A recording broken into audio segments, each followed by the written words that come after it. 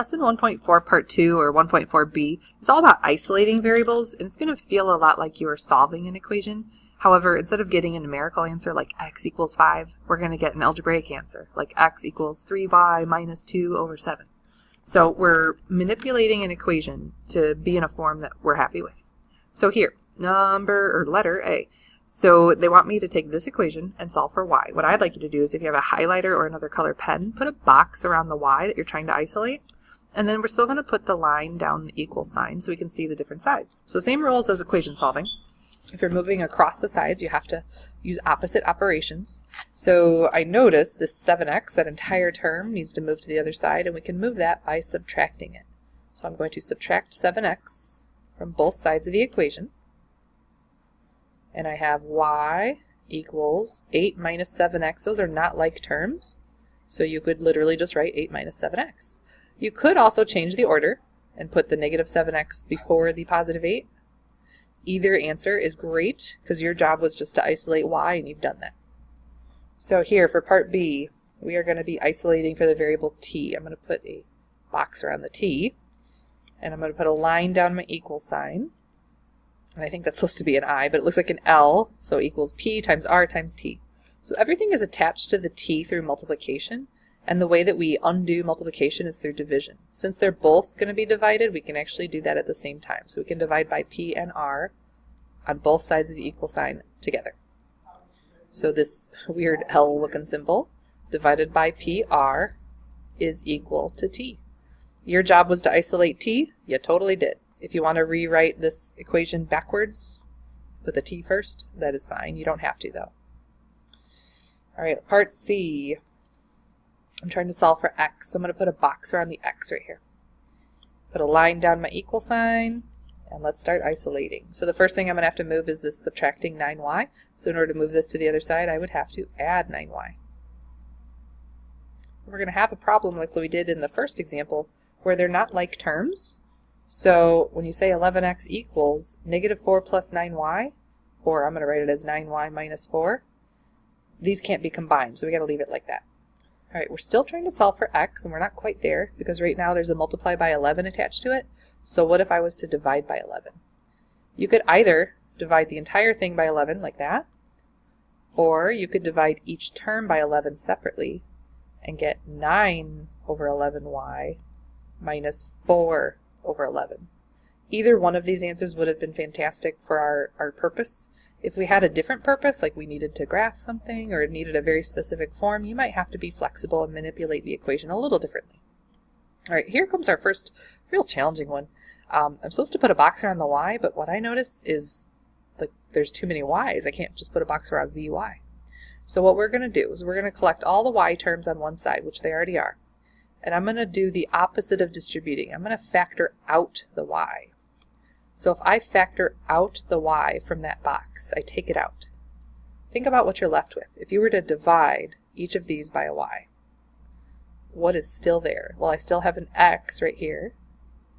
And then y divided by y, yes, they cancel, but they do cancel to a 1. So you have an x minus 1. So instead of distributing the y into the expression, we factored the y out of the expression. Very strange. But now, because I just have a single y, I could put a box around that, and I can isolate.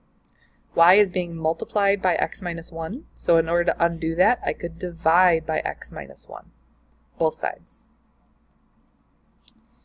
So notice what happens here, guys. The x minus 1s are going to cancel. Your job was to get y by itself, and you did.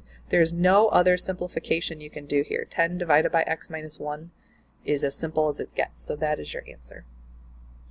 Oh man, we have a similar issue happening on the next example. However, there are two a's, and they're not even on the same side of the equation. So the first thing we're going to need to do is group all the a's to one side. So I'm going to subtract the 5a over to this side. Now be careful, because ab minus 5a, those are not like terms. So you can't do any combining or simplifying, you just have to write down what you have. These are gone, and then I have a 4 right here. And we still have the same problem. I can't box in the a because there's too many of them. So we're going to do that technique that we just used on the previous problem, where I'm going to factor out the a. So if I factor out the a from that expression, I take out an a here and I take out an a here, I still have a b minus 5. And then still equals 4. Now finally I can put a box around this a and I can isolate it. A is being multiplied by b minus 5, so let's go ahead and divide by b minus 5. And these are gone. Whoops, got a little lag delay here on my technology. Coming back. Okay, so b minus 5s are canceling, and you have a is isolated. So a equals 4 over b minus 5. So those are the more challenging questions where you have to do a little regrouping before you can factor out, and that's just the way life works sometimes. Alright, so here, this question, I'm trying to solve for b, which there is only one b in the question, so that's kind of nice. However, b is really trapped. He's trapped in like this addition problem, he's trapped in this division problem, so we have to free it up. So the first thing I'm going to do is I'm going to think of this as like a proportion, and I'm going to cross multiply, or I'm going to multiply both sides by 5. And you end up with b plus 3a all by itself equals 20. So I still have a b that I can box in, but he's not quite isolated yet. I need to move the 3a to the other side, so let's go ahead and subtract 3a. Alrighty, so we have b equals 20 minus 3a, which is, these are not like terms, so you're just going to have to go ahead and write that down. If you wrote negative 3a plus 20, totally fine and totally acceptable. So you might be asking yourself, like, why are we doing this? Like, why? We didn't really do anything, we just moved terms around. Well, it is a really valuable skill in math classes, but also really in science classes, and then eventually in any sort of programming. So this question, again, it's a lame story problem, but the idea is, instead of doing math every single time you solve a question for a different scenario, if you could program it to solve automatically by isolating for the variable, then you can do a whole bunch of math problems really, really fast, a la a computer, or a cash register. So we're planning a concert, and you have two types of tickets. We have adult and child tickets. And we are going to write an equation that represents, and we get to use two variables. We get to represent the revenue from the concert. So I'm not going to write the verbal model for this one, but if we say we have a certain number of adult tickets times the price of an adult ticket, and then a certain number of children's tickets times the price of a child's ticket, and then equals the total cost. I'm just making up variables. If we were doing this in class, I'd probably ask you guys. They want me to eventually figure out how much you should charge for a child's ticket. So I think I called this that. So what I'm going to do is I'm going to solve this equation for y. I'm going to start by subtracting this ax over. I'm running out of room, of course. So up here is my work now. I have c times y equals t minus ax. Clearly those are not like terms. And then still have to solve for y here. So one more step, I'm going to divide everything by c. Divide everything here by c as one big fraction. So my formula is the cost of a child's ticket is found by taking the total cost, or total revenue, excuse me, which if I look into my problem here, it says we sold $25,000 in tickets. Sales. So that's the T.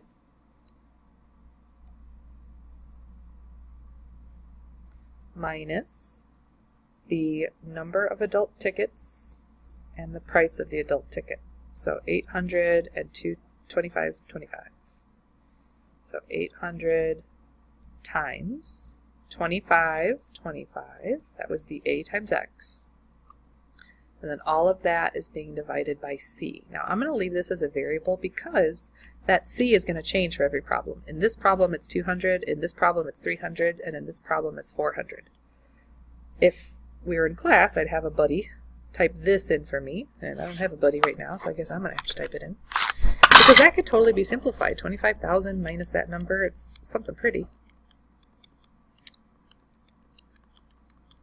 It's not that pretty. Oops, I have the wrong thing. Oh, it's 4,800.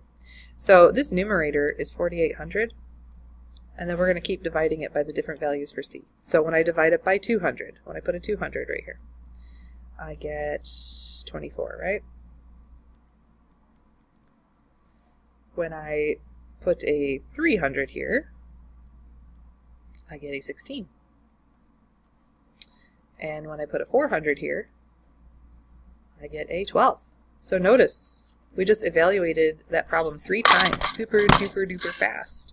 And that's the way cash registers have to work and programs have to work. They have to be able to compute things extremely fast in the most logical way, and that's what we were doing there.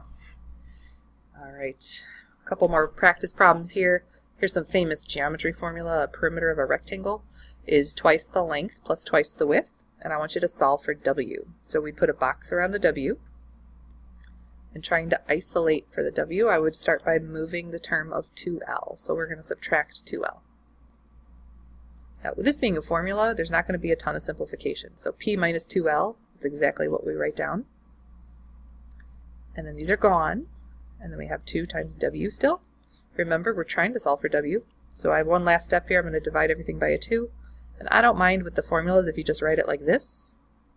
So the width is found by taking the perimeter minus 2L and then dividing by 2. If you wanted to divide these by 2 and simplify, you sure could. I'm just not going to right now. This is probably going to be some homework for us, so I'm going to stop the lesson here. In class, we have lots of example problems we're going to get through, so good luck and best wishes.